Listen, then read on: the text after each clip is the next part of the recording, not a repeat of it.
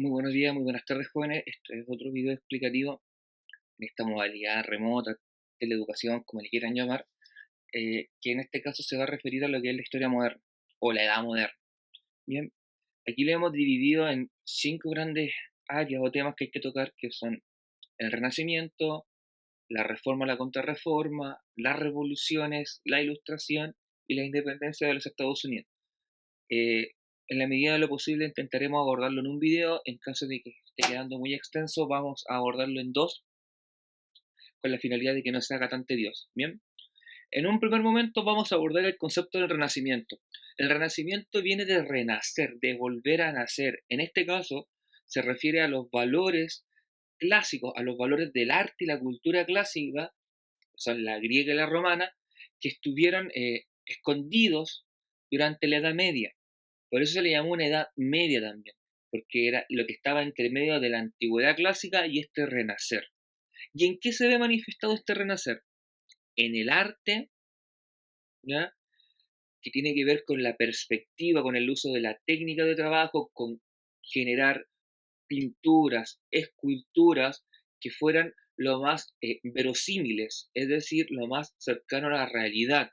Que en el fondo, si yo viera el modelo de una escultura, dijera, sí, las proporciones, el desarrollo, en el fondo, la técnica de trabajo, permite que esa escultura se asemeje a un cuerpo humano de verdad, o esa pintura asemeje a un rostro humano de verdad, ¿ya? Esa era la idea. También reflejar la realidad en la técnica, por ejemplo, el juego de luz y la sombra en la pintura, que se lograra ver esta diferencia. De hecho, en los apuntes aparece una imagen que es una pintura de Rembrandt, que es el retrato de una clase de disección del doctor Tull, que también juega con esta idea de luz y sombra en el fondo, como sería una escena real. De hecho, si tú, por ejemplo, tienes el tiempo de poder googlear y buscar la piedad de Miguel Ángel, eh, el Adán, la perdón, eh, cualquier escultura, no recuerdo el nombre, me acuerdo de la piedad una, eh, tenemos, por ejemplo, la Mona Lisa en pintura también, el retrato de Baltasar Castiglione, de Rafael. Todas son obras que buscan reflejar la realidad del ser humano, en el fondo. Así que pueden googlear y buscar esculturas del Renacimiento y van a ver un montón de imágenes de ese estilo, ¿ya? Y también hay valores o principios que tiene. Por ejemplo, el desarrollo del individualismo. Yo como ser humano quiero ser reconocido, quiero obtener fama, quiero obtener fortuna, quiero ser reconocido en mi condición de individuo, ya no vivir como un colectivo como era en la Edad Media, ¿ya? Sino que ahora yo quiero destacar. Por eso, por ejemplo, los escultores, los pintores firmaban sus obras, le colocaban, yo hice esto, o una obra de arquitectura, ¿ya? En el fondo, esas son las características que tiene. Y ahí yo coloco 4 autores que son, o perdón, artistas, más que autores, artistas que son fundamentales, que son Leonardo da Vinci, Rafael Sanzio, Miguel Ángel Buonarroti y Donatello. Los pueden recordar por las tortugas ninja, si es que son tan viejos como yo. Eh, y donde ellos son exponentes de este modelo artístico. De hecho, ustedes pueden revisar obras de estos tipos y se van a dar cuenta de todo lo que yo dije. Bien, ¿dónde está su origen? Que no lo pongo, pero es importante saberlo. Su origen está en Italia, ¿ya? Y de Italia se va expandiendo a otros lugares como los Países Bajos, que antiguamente nosotros le llamábamos Holanda, pero son Países Bajos, a España, a Inglaterra, se fue expandiendo al resto de Europa. Bien, pasando a un segundo tema, que está en la parte superior derecha, es la reforma y la contrarreforma. Ya, para esto hay que entender de que la Europa medieval y la Europa del siglo XV y comienzo del XVI era cristiana en su totalidad, ¿ya? Si bien una parte principal era cristiano-católica, había una pequeña parte que era cristiano-ortodoxa, pero centrándonos en los católicos, eh, había una serie de problemas dentro de la iglesia, que teníamos la simonía y el nicolaísmo, que era en el fondo la compra de los cargos eclesiásticos. En el fondo yo no era eh, electo por mis virtudes ni capacidades, sino más bien por lo que pagaba para obtener ese cargo, Y el otro era, tenía que ver con que los sacerdotes tenían familia, ¿ya? Entonces había ahí cierta incongruencia entre el celibato de la iglesia con la práctica. De hecho, muchos sacerdotes, muchos papas tenían amantes y familias.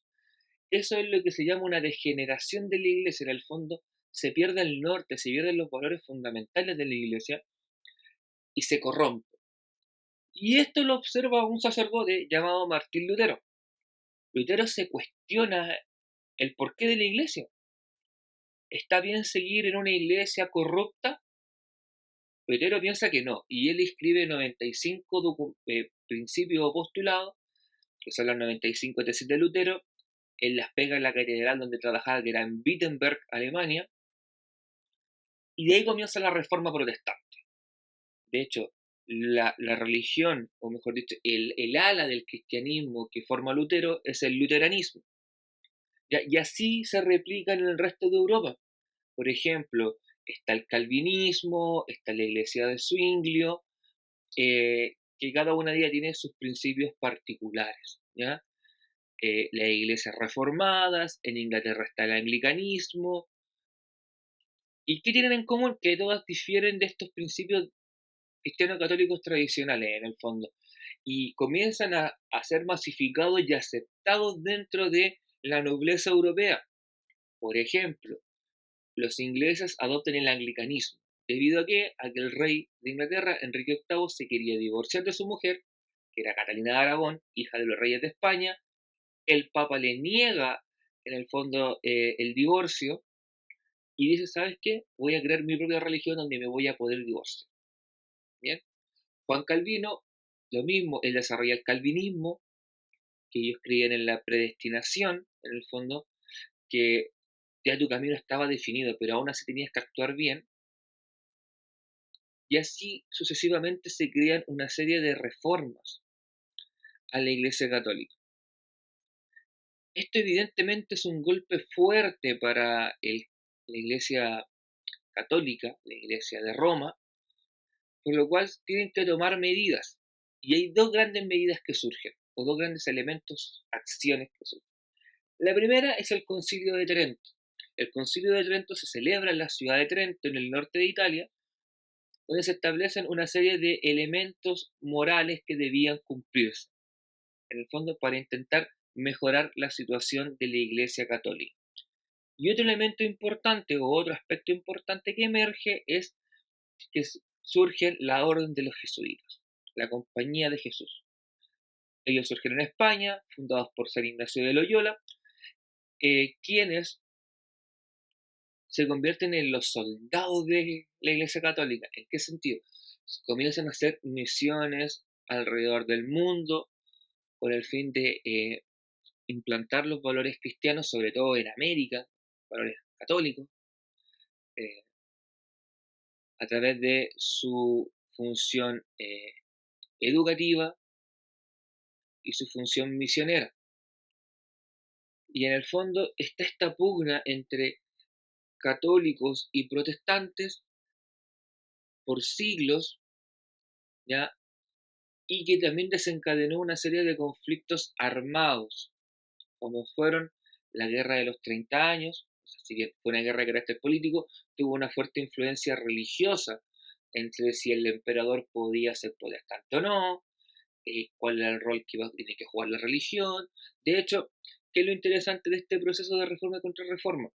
Que el cristianismo se debilita hasta cierto punto porque tiene que ceder espacios frente a los protestantes. Países que en su origen eran católicos, como los Países Bajos, se convirtieron en reformados, tomaron una religión protestante. Suiza toma el calvinismo en la iglesia de Zwinglio, que se expande. En el caso de lo que era el Sacro Imperio Romano Germánico, lo que hoy en día es Alemania, Austria, Luxemburgo, Suiza, parte de lo que hoy en día es República Checa, también fueron adoptando distintas variantes del protestantismo, sobre todo en la zona norte del Sacro Imperio, en la zona como Hamburgo, Bremen, Hannover, lo que fue Prusia en su momento, ¿ya? Mientras que en el sur hubo una mayor influencia católica, en la zona de Baviera, por ejemplo. O sea, comienza esta división, esta fragmentación en cuanto al tema religioso. Ya no existe esta Europa cristiana, no existe esta cristianitas que existió en la Edad Media. Bien, y el último tema que vamos a tocar, yo creo que en esta parte, tiene que ver con las revoluciones. ¿Ya? Las revoluciones, en sí, el concepto de revolución significa cambio, transformación, ¿ya? En el fondo, un movimiento. Hay tres grandes revoluciones que ocurren: la revolución científica, la revolución industrial y la revolución francesa, ¿ya? Cada una de ellas tiene sus características particulares.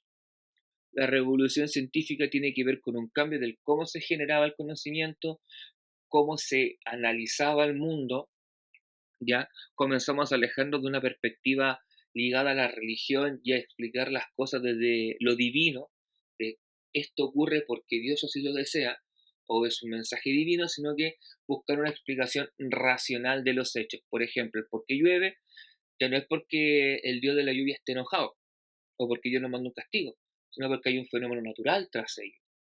¿Por qué los astros se mueven? Porque tienen una órbita, no es porque Dios lo quiera. Esos cambios van generándose, ¿ya?